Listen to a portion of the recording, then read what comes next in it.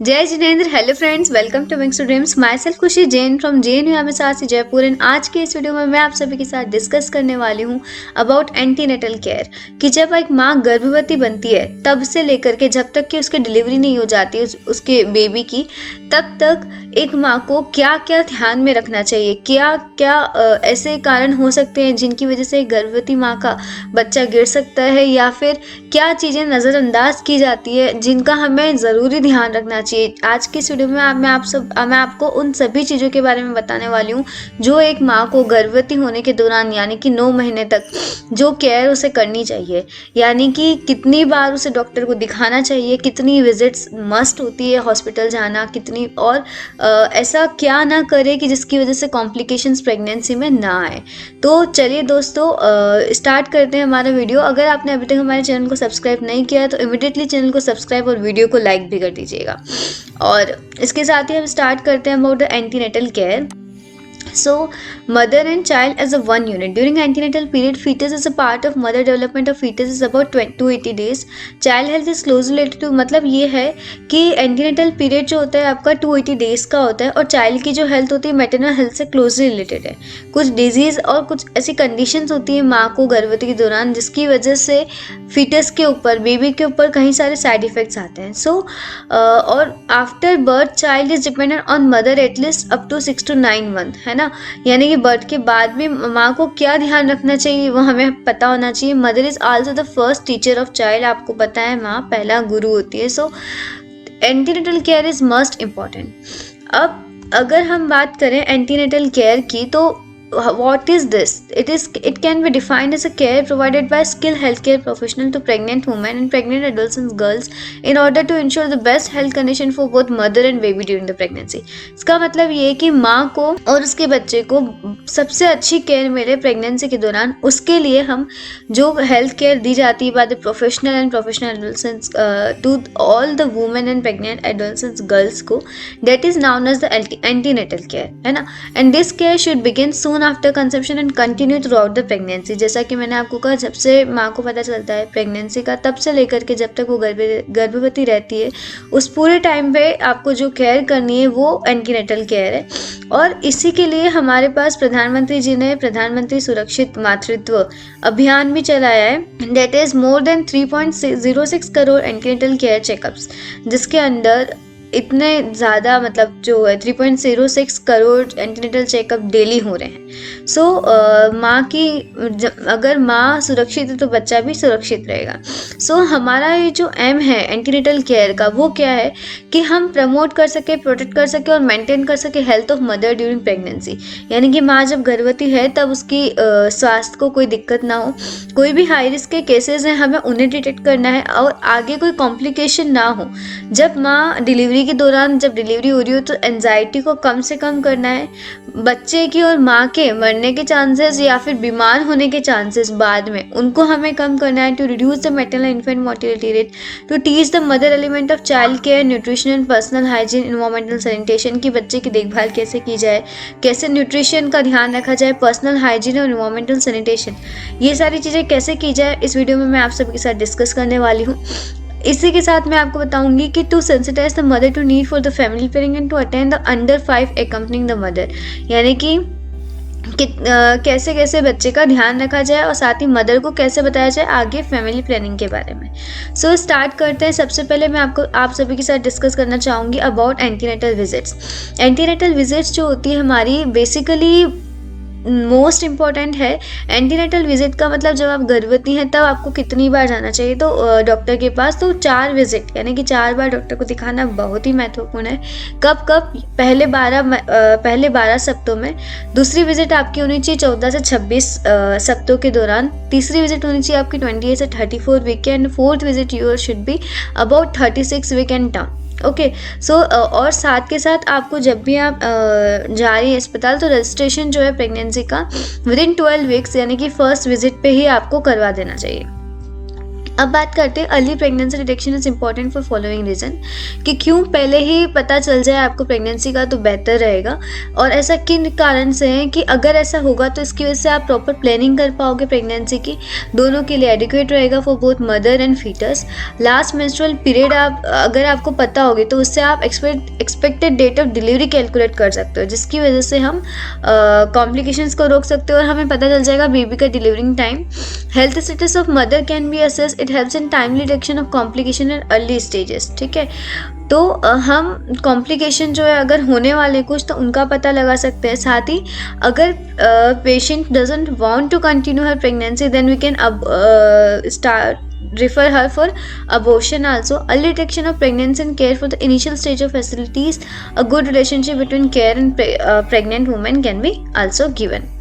So अब हम बात करते हैं कि preventive services for the mother, यानी कि जब भी कोई प्रेगनेंसी का केस आपके पास आता है तो what should you all do first. सबसे पहले हमारा काम होता है कंफर्म द प्रेगनेंसी, आपको कंफर्म करना है, फिर देखना है कि प्रेगनेंसी से पहले या प्रीवियस प्रेगनेंसी तो नहीं हुई है, या उन्हें कोई कॉम्प्लिकेशंस तो नहीं है, कोई अबॉर्शन तो नहीं हुआ है, किसी भी चीज़ की हिस्ट्री तो नहीं है, कोई बच्चा तो नहीं ख़राब हुआ है, बच्चा गिरा तो नहीं है, अभी कोई मेडिकल या सर्जिकल कोई भी ट्रीटमेंट चल रहा है अपार्ट फ्रॉम द प्रेगनेंसी और इंक्लूडिंग द प्रेगनेंसी। हम उन पेशेंट की लास्ट मेंस्ट्रुअल पीरियड जो है वो कैलकुलेट ले करके उससे हम एक्सपेक्टेड डेट ऑफ डिलीवरी निकाल सकते हैं by adding 9 months plus 7 days in them. In that, record the symptoms indicating the complications, history of any current systemic illness या कोई भी ड्रग एलर्जी की हिस्ट्री है तो ये चीज़ हम पता करेंगे। After that, about the physical examination, so we all measure each of these things: pulse, edema, weight, pallor, respiratory rate, blood pressure, breast examination. So look, ये सारी चीज़ें एज अ सेल्फ असेसमेंट और एज अ डॉक्टर ये सारी चीज़ें important हैं। We should note all this things. After date pallor, examine the palpebral conjunctiva, nails, tongue, oral mucosa and palm. सबसे पहले अगर आपको पैलर देखना है तो पैलर के लिए आप कहाँ देखेंगे? अपर पाल्पेबल कंजक्टिवा पे नाखून पीले तो नहीं है, मुंह पीला तो नहीं हो गया है, अगर ज़ुबान पीली लग रही है इसका मतलब क्या है कि आपको एनीमिया है। ठीक है, आपको खून की कमी होती जा रही है उस माँ को, तो आपको उनके अकॉर्डिंगली उन्हें आयरन और फोलिक एसिड की टैबलेट देनी है। पल्स अगर हम देखेंगे पेशेंट की 60 से 90 बीट पर मिनट, अगर पल्स रेट लो है और high women needs medical attention, अगर इससे कम है तो वुमेन को मेडिकल अटेंशन सीख करना है। रेस्पिरेटरी रेट अगर उनकी normal rate is 18 to 21 breaths per minute, okay, so it is also important to check the respiratory rate. Oedema, यानी कि नॉर्मली क्या होता है प्रेगनेंसी के दौरान रात को सूजन आएगी और सुबह फिर से सही हो जाएगी, लेकिन अगर ये सूजन पूरे टाइम रहती है चेहरे पे, हाथ पैरों पे, ठीक है, वल्वा पे और योर एब्डोमिनल वॉल पे, पीठ के ऊपर वगैरह, तो आपको तुरंत it's abnormal, so you must seek to the doctor. Blood pressure हम चेक करेंगे पेशेंट का एट एवरी विजिट, ओके, क्योंकि गेस्टेशनल हाइपरटेंशन के चांसेस भी ज़्यादा रहते हैं इंक्रीज होने के गेस्टेशनल एज के दौरान। So readings taken 4 hours apart show systolic blood pressure 140 millimeters of mercury or more and diastolic blood pressure 90 millimeters of mercury. If woman is a high blood pressure तो check करना है आपको urine का for presence of albumin, क्योंकि अगर ऐसा होता है तो it lead to the condition that is pre eclampsia. Okay, अगर डायस्टोलिक प्रेशर 110 mmHg से ज़्यादा है या सिस्टोलिक 140 से ज़्यादा है तो वो आपको प्री एक्लेम्सिया करता है। प्री एक्लेम्सिया के मतलब के अंदर क्या होगा, यानी कि अगर पेशेंट को बीपी बहुत ज़्यादा हो गया ड्यूरिंग द प्रेगनेंसी तो उसको उसके यूरिन में एल्बुमिन आपको मिलेगा, हाइपरटेंशन हो जाएगी, साथ में कन्वर्जेंस भी आएंगे, कपकपी सी और झटके से आएंगे। ठीक है, उसके बाद बात करते हैं weight should be taken at every visit. वजन, प्रेगनेंसी के दौरान एक माँ को 9 से 11 किलोग्राम वजन बढ़ाना अति आवश्यक है। After first trimester weight gain is 2 kg per month, यानी कि हर 3 महीने के अंदर उसे 2 किलोग्राम वजन बढ़ाना होता है। Coming to the abdominal examination, if you talk about the abdominal examination then what we do is measure the fundal height. If the fundal height of if the patient is of 12 weeks of pregnancy, patient has 12 weeks of pregnancy, then the uterine fundus is just palpable per abdomen. If she has 20 weeks of pregnancy, then it is palpable. It fundus flat at the lower border of the umbilicus, and if it is 36 week of pregnancy, then fundus felt at level of ziphisternum. Now coming to the fetal heart sound, heard after 6 months, rate varies between 120 to 140 per minute. Best heard in midline, location may change because of position and lie of fetus. Fetal movements felt after 18 to 12 weeks of gestation. Okay, so in this what is कि ये तो हो गया आपका कि कहाँ का abdominal examination का आप पाल्पेबल करते हो। उसके बाद फीटल हार्ट साउंड जो होते हैं 6 महीने बाद यूजुअली सुनाई देना चाहते हैं, लेकिन बेस्ट जो सुनाई देते हैं वो आपको मिड लाइन के अंदर सुनाई देते हैं। और 120 टू 40 पर मिनट जो फीटल हार्ट रेट है वो होती है जनरली। फीटल मूवमेंट्स जो है बच्चों को महसूस कब कर पाएंगे आप, तो 18 टू 22 वीक्स पे of gestation. So this is about the level. This is the ziphisternum, umbilicus and pubic symphysis. So at 12 weeks this position at pubic symphysis, 16 week 24 week just below the umbilicus, 30 week 40 approximately, and 36 week में baby goes upwards up to the ziphisternum. So fetal parts felt about 22 weeks. After 28 weeks we can distinguish head, back and limbs. Multiple pregnancy, fetal light presentation relevant after 32 weeks of pregnancy, inspection of the abdominal scar. These all things we can do.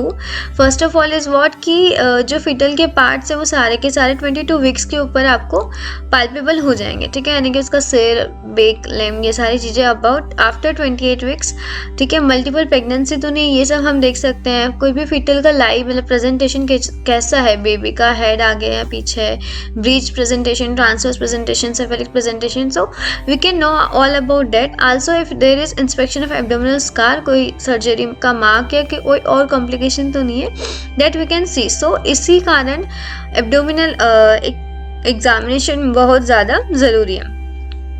उसके बाद हमें gestational age पता करनी होती है। Gestational age पता करने के लिए most accurate assessment gold standard is what the ultrasound, जो डॉक्टर प्रिस्क्राइब करेगा in the first trimester of the pregnancy. So you must get that done. So advice during pregnancy is visit doctor, correct nutrition, healthy sleep, vitamins, yoga and water, and keep you and your mind and body physically and mentally healthy. Now coming to the laboratory investigation, if we talk about the laboratory investigation at the subcenter and at the PHC and CHC level, so subcenter is at the small level, so what all investigation you can went through at the subcenter level, so pregnancy detection test, hemoglobin examination, urine test for albumin and sugar, and rapid malaria test. These all tests are done at the subcenter level. At the PHC and CHC, blood group including the RH factor, VDRL, HIV testing, rapid malaria test, blood sugar testing and HbS-AG. Okay, so ये सारे जो test हैं आपको ये करवाने ही होते हैं mostly for checking if there is any complication. So PHC या CHC पे ये सारे आपके आराम से हो जाएंगे एंड सब सेंटर लेवल पे this all test. Now coming to the risk approach कि किन किन को ज़्यादा रिस्क है, ठीक है, किन किन कंडीशंस में, अगर प्रेगनेंसी में अगर आपको कोई भी ये कंडीशन मिल रही है तो you have more risk of or for the complication, so you must be alert about that. What are the risks? That is elderly primary यानी 30 year और above the age, यानी कि अगर 30 साल से ज़्यादा की उम्र है। शॉर्ट स्टैचर प्राइमरी 140 सेंटीमीटर और बिलो, यानी कि उनकी हाइट कम है। अगर माल प्रेजेंटेशन है apart from the normal presentation, okay, that is transverse, और एंटीपार्टम हेमरेज का केस है if there is condition of pre eclampsia और eclampsia, hypertension and diastolic blood pressure more than 110 millimeters of mercury, if there is condition of anemia in the pregnancy, condition of twins, previous stillbirth, intrauterine death, history of previous cesarean है, pregnancy associated with general diseases, treatment for infertility अगर आप ले रहे हैं, और 3 or more spontaneous consecutive abortion अगर आपके हो चुके हैं, so you in all this condition leads to risk approach. So now coming to the maintenance of records. So Women and Child Welfare, Ministry of Women and Child Development of India, WHO and महिला व बाल विकास समिति, सो ये सारे जो organisations हैं वो आपका मेंटेनेंस एंड रिकॉर्ड्स का काम कर रहे हैं। So mother and child protection card, एक ममता कार्ड आप सभी को पता होगा, if that should be given to every women who have registered, ठीक है। So Mamta card, it is our mother and child protection card, should be completed for every women registered. It contains registration number, identifying data, previous health history and men health events. This card developed jointly by Ministry of Health and Family Welfare and Ministry of Women and Child Development. तो ये जो card है वो सारी की सारी details आपको include करता है, ministry of health family welfare से जो भी दी गई है गाइडलाइंस की क्या क्या प्रिकॉशंस रखने हैं ड्यूरिंग द प्रेगनेंसी, कैसे आप बता सकते हैं about the history, main health और इवेंट्स के बारे में। Now home visit is the big bone of all MCH services. Even if mother is attending the antenatal clinics regularly, home visit is by the health worker, female और public health nurse. It provide an opportunity to observe the environment and social conditions and at home and also to give the prenatal advice. कहने का मतलब क्या कि home visit की अगर हम बात करें तो जितनी भी maternal child health care services हैं उन सभी के अंदर होम विजिट मिलती है। If you are belonging to a rural area और urban area, if you want कि कोई हेल्थ केयर वर्कर आपके यहाँ पे आके चेक करे, so there is a female health care worker who visit regularly to your homes. Okay, so अगर कोई भी कॉम्प्लिकेशन हो रहा है, कोई भी advice you want to take, then you can take to her with any kind of prenatal advice. Okay, so this is all about the antenatal care part. ध्यान रखें प्रेगनेंसी के दौरान कोई भी कॉम्प्लिकेशन हो उससे पहले ही आप डॉक्टर के पास जाकर के चेकअप कराएं। पहले 4 विजिटिंग ज़रूरी है ड्यूरिंग योर प्रेगनेंसी पीरियड। अगर आप उनमें से कोई भी एक मिस कर रहे हैं तो कोई बात नहीं, लेकिन आप तुरंत जब आपको याद है तब जाके चेक करवाएं। फर्स्ट विजिट आपकी 12 वीक्स पे हो जानी चाहिए। जब आप पहली प्रेगनेंसी का चेकअप कराने जा रहे हैं तब ममता कार्ड ज़रूर बनवाएं, अपना रजिस्ट्रेशन ज़रूर करवाएं। एवं कोई भी कॉम्प्लिकेशन अगर आ रहा है आपकी प्रेगनेंसी में तो ट्रीटमेंट उसका तभी ले लें। आयरन एंड डिफिशिएंसी की कमी, आयरन की डिफिशिएंसी ना होने दें। भरपूर हरी सब्जियां और ताज़े फल खाएं। अपना वज़न प्रेगनेंसी के दौरान 9 to 11 kg ज़रूर बढ़ाएं। ध्यान रखें इससे ज़्यादा या इससे कम ना हो। एंड अगर आपको मेरा ये वीडियो पसंद आए तो प्लीज़ चैनल को सब्सक्राइब और वीडियो को लाइक भी कर दीजिएगा। इससे हमारा मोटिवेशन कंसिस्टेंटली बढ़ता रहता है। Thank you so much for watching the video.